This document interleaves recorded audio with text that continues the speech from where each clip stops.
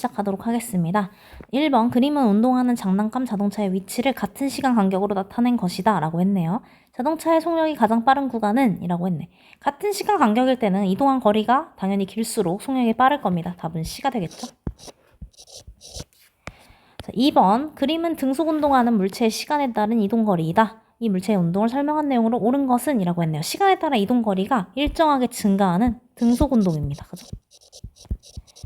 자, 이래서 1번 이동거리는 일정하다. 일정하게 증가한다라고 해야겠죠. 일정하게 증가한다. X. 2번 속력이 점점 증가한다. 속력은 일정하다라고 해야 될 겁니다. 그죠? X. 3번 속력은 10m/s로 일정하다. 자, 1초에 5m 같죠? 그러니까 5m/s입니다. 그죠? X. 4번 2초 후 이동거리는 5m이다. 2초 후 이동거리는 10m네요. 그죠? 10m. X. 자, 5번 이런 운동을 하는 얘는 에스컬레이터가 있다. 그죠? 등속 운동을 하는 물체 예시로는 에스컬레이터가 있습니다. 답은 5번. 자, 3번 보겠습니다. 자연낙하하는 공의 시간에 따른 속력을 나타낸 그래프로 옳은 것은 이라고 했죠. 자, 그러면 시간에 따라서 이제 속력이 점점 일정하게 증가할 거기 때문에 중력 가속도를 받아서 답은 3번이 되겠습니다. 자, 4번 그림과 같이 진공 중에서 쇠구슬과 깃털을 동시에 자연낙하했다. 자, 이때 이를 설명한 내용으로 옳은 것을 보기에서 모두 고른 것은 이라고 했네. 기억. 깃털에는 중력이 작용하지 않는다. 깃털에는 중력만이 작용하겠죠. 그죠? 중력만이 작용한다. X. 니은 쇠구슬과 깃털은 동시에 바닥에 떨어지겠죠. 중력 가속도를 둘 다 같은 중력 가속도를 받아서 디귿. 낙하하는 동안 쇠구슬과 깃털은 모두 1초 동안 속력이 9,008m/s씩 일정하게 증가한다. 맞죠? 답은 5번입니다. 자, 5번. 그림과 같이 운동하는 물체를 옳게 짝지은 것은 자, 물체 A는 시간에 따라 이동거리가 일정하게 증가하고 있습니다. 얘는 등속 운동을 하고 있네요. 그죠? 자, 물체 B는 시간에 따라 속력이 일정하게 증가하고 있습니다. 자, 우리는 이런 걸 사실 등가속도 운동이라고 해야 맞지만 우리가 배운 건 사실 자유낙하 운동밖에 없기 때문에 그죠? 뭐 가속도가 일정한 모든 물체, 일정한 힘을 받는 모든 물체라면 사실 요 운동을 하지만 우린 이제 자연낙하라고 보고 하겠습니다. 자, 1번 A. 자, 지금 등속 운동 하는 거, 자연낙하 운동 빼고는 다 등속 운동 하고 있죠. 에스컬레이터, 컨베이어 벨트, 무빙 워크 등등. 자, 물체 B. 자연낙하 운동 하는 거 이제 나머지 이제 4번밖에 없기 때문에 답은 4번입니다. 6번. 그림과 같이 수평면에 놓인 어떤 물체에 힘을 작용해서 힘의 방향으로 4m 이동시켰을 때 한 일의 양이 10줄이다. 자, 1은 힘 곱하기 거리다. 요 공식 쓰는 거죠. 자, 그럼 1은 20줄이고 힘은 모르고 거리는 4m라고 하네요. 그럼 따라서 F는 5N이다.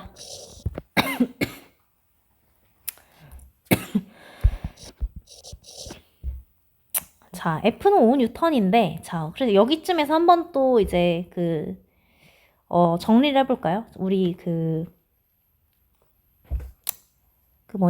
단위에 대한 정리를 좀 해볼게요. 자, 1줄의 정의는 1N의 힘으로 1m만큼 물체를 이동시켰기 때문에 결국 줄이라는 단위는 뉴턴 곱하기 미터와 같은 단위가 됩니다.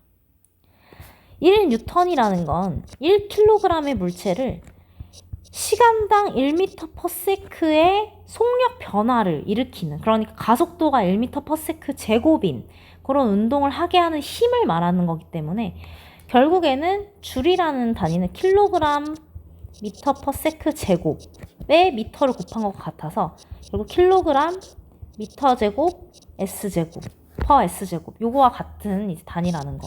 요건 사실 우리 시험법에서 중요하지 않지만 현재는 고등학교 가면 중요해집니다. 그러니까 외워놓으시라고 이제 한번 이야기를 드리는 거고.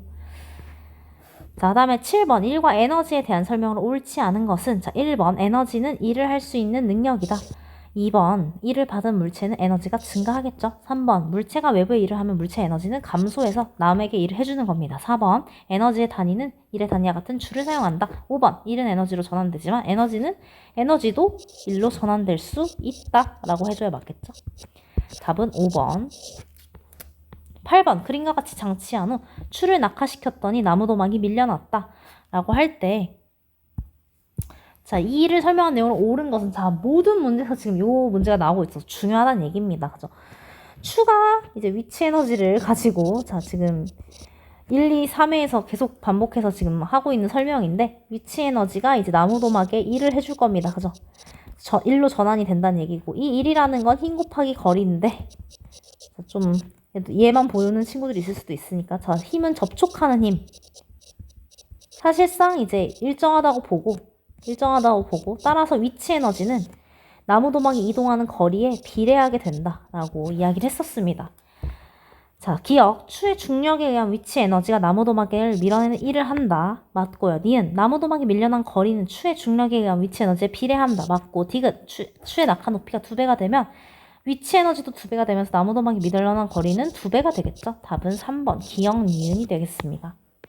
9번. 그림은 수레를 밀어 나무도막에 충돌시키는 실험을 나타낸 거다. 수레의 질량과 속력에 따른 나무도막이 밀려난 거리를 측정하여 표와 같은 결과를 얻었다라고 했네요. 자, 얘는 지금 수레의 운동 에너지네요. 이번에 운동 에너지, 그죠? 운동 에너지가 이제 아이고, 이 나무도막에 일을 해줄 건데,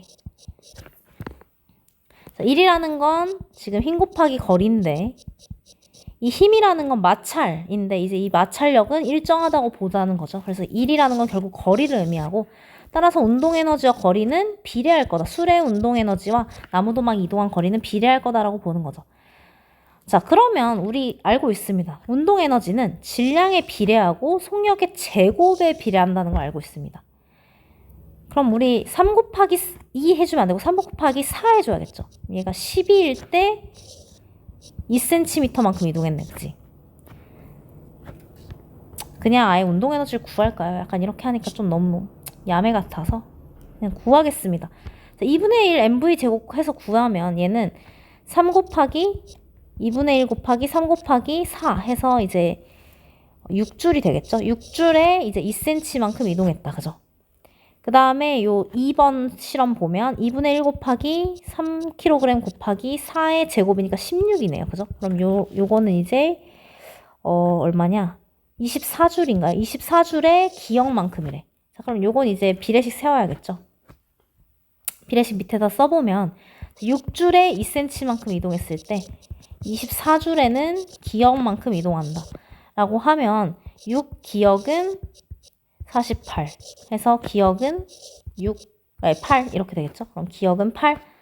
그러면 이렇게 순식간에 3개가 지워집니다. 자, 3번 보면 자 6kg에 지금 니은이야. 그럼 2분의 1 곱하기 6 곱하기 니은의 제곱이네요. 얘가 지금 몇인지 모르겠지만 얘가 16cm만큼 이동했대. 그럼 얘도 이제 써줘야죠.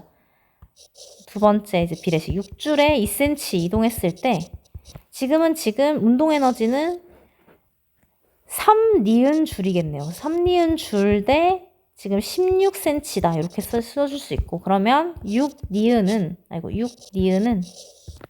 제곱이겠네요. 6니은 제곱은 16 곱하기 6이다. 그럼 니은 제곱은 어쨌든 16이다. 니은은 4다 라고 보여줄 수 있겠죠. 그래서 답은 84, 4번이 되겠습니다. 넘어가서 10번. 다음은 등속운동을 하는 물체의 이동거리를 시간에 따라 나타낸 것이다. 9초 동안 물체가 이동한 거리는 얼마인지. 자, 지금 보면 1초 늘어날 때마다 3cm씩 늘어나고 있죠. 따라서 쭉 가서 9초가 되면 결국 27초가 될 겁니다. 답은 27cm가 될 겁니다. 답은 27cm.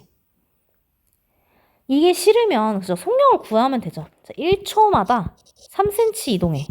그럼 지금 우리의 속력은 3cm/s고 여기에 우리는 9초 동안 이동한 걸 구하고 싶으니까 그럼 27cm 이렇게 이제 식을 정석대로 쓰는 방법도 있습니다. 그 다음에 11번 그림과 같이 A지점에서 가만히 잡고 있던 추를 놓아 떨어뜨리고 B지점에 설치한 속력 측정기로 추의 속력을 측정하였다. 낙하 높이가 4배가 되는 곳에서 추를 낙하시켰을 때 같은 지점을 지나는 추의 속력은 처음에 몇 배가 되느냐. 자, 그럼 지금 A의 위치 에너지가 B의 운동 에너지로 전환이 되었다고 볼 수 있겠죠. 따라서 위치 에너지가 4배가 되면 운동 에너지도 B에서의 운동 에너지도 4배가 되는 게 당연할 겁니다. 기준점을 그냥 여기로 잡아버리면 되는 거잖아. 우리 위치 에너지는 상대적인 값인 거 알죠? 기준점을 여기로 잡아버리면 사실 B에서의 위치 에너지는 생각할 필요가 없는 거죠. 그죠? 자, 그럼 운동 에너지가 여기서 4배가 된다고 하면 이 운동 에너지는 속력의 제곱에 비례한다고 했습니다. 그죠?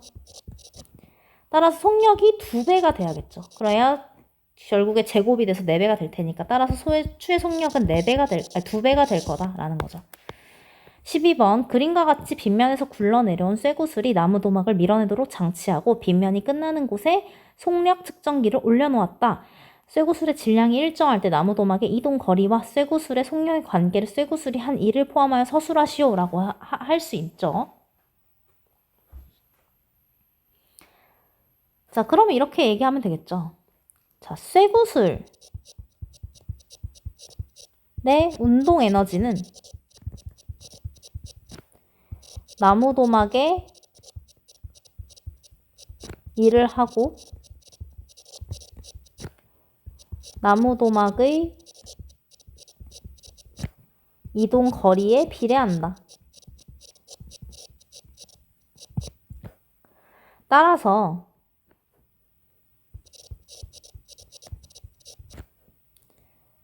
쇠구슬의 속력의 제곱의 운동 에너지 비례하므로